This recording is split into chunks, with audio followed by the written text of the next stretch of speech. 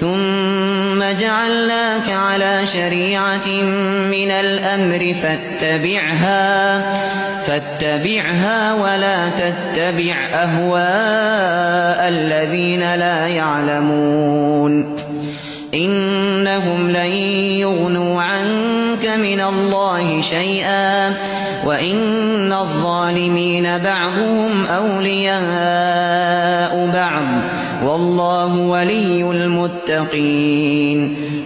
لا إله إلا الله الملك الحق المبين، لا إله إلا الله العدل اليقين، لا إله إلا الله ربنا ورب آبائنا الأولين، سبحانك إني كنت من الظالمين. لا إله إلا الله وحده لا شريك له، له الملك وله الحمد، يحيي ويميت وهو حي لا يموت، بيده الخير وإليه المصير، وهو على كل شيء قدير. لا إله إلا الله إقرارا بربوبيته. يا ودود يا ودود يا ذا العرش المجيد، يا فعالا لما تريد، أسألك بعزك الذي لا يرام وملكك الذي لا يضام وبنورك الذي ملأ أركان عرشك والسماوات السبع والأراضين أن تفتح لنا خزائن رحمتك وخزائن علمك وخزائن رزقك، وأن تكفني شر نفسي وشر الشيطان وشركه، وأن تعصمني من أن أشرك بك وأنا أعلم، وأستغفرك لما لا أعلم.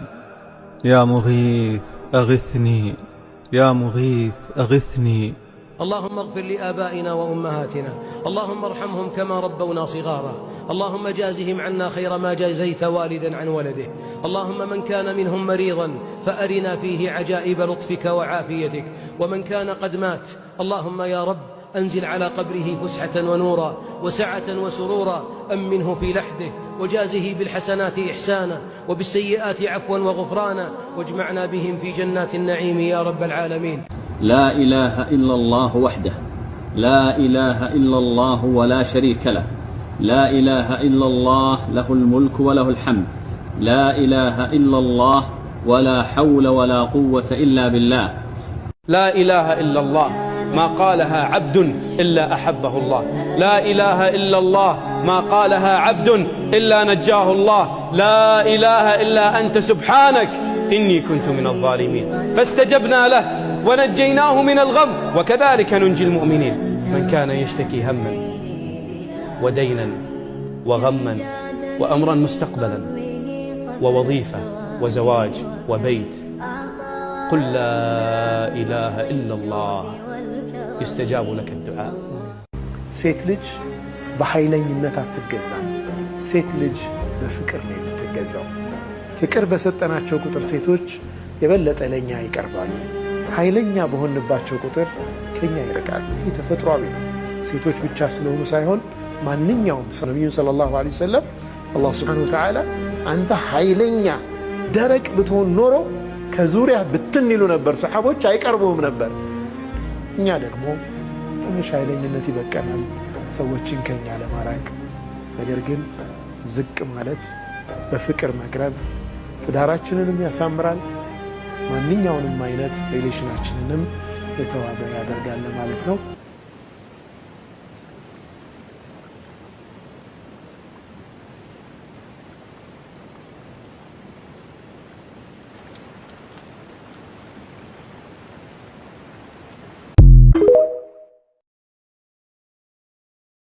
ለምሳሌ ከክርስቲያኖቹ ብንነሳ የፈጣሪ አምላካቸውን ስም ማን ብለው ነው የሚጠሩት?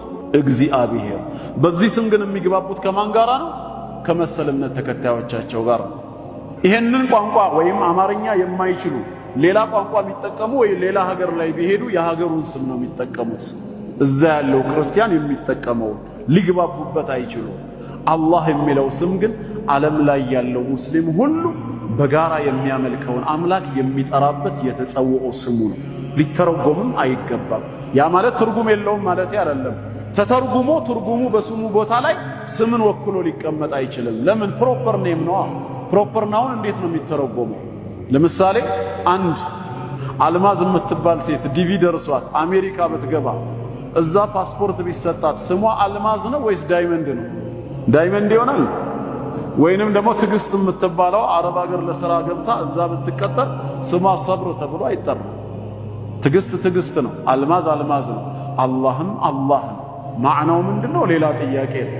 ከዚህ በፊት አይተነዋል መሰለኝ የስሙንም ትርጓሜ አልኢላህ ከሚለው የተገኘ መሆኑ ዙል ኡሉሂያ አላህ ማለት አምልኮ የሚገባው ጌታ ማለት እንደሆነ አይተናል።